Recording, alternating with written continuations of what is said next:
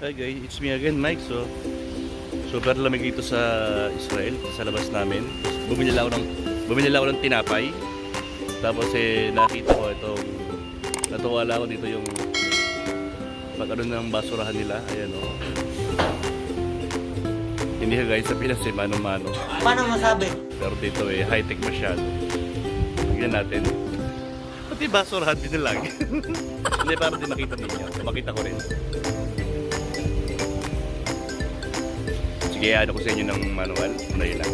1, 2, 3.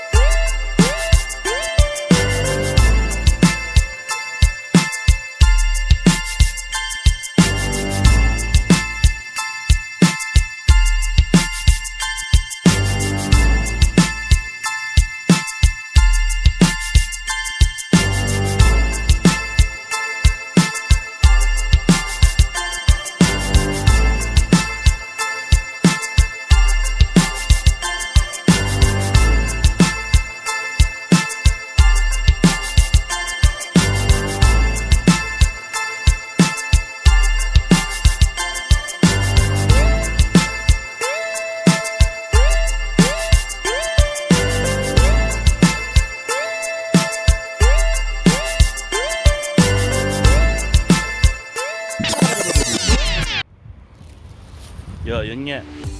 So, so linis na siya. Kung bubuksan ulit natin. Linis na ulit, wala nang laman. So, ready na ulit gamitin. Pwede na ulit gamitin ng mga tao.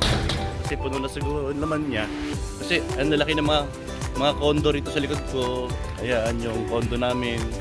So, lahat nagtatapon doon. So, ewan ko lang kung every 3 days kinukuha ng mga inaano ng mga basurero.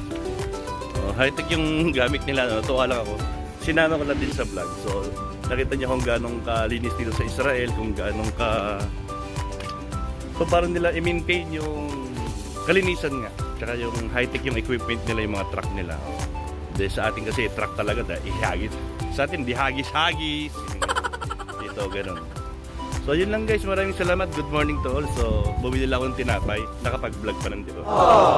Yun lang, maraming salamat sa panonood. This is your host, Michael Benedicto. Oops talaga. LS ba tayo ngayon? So yun lang, maraming salamat. God bless po.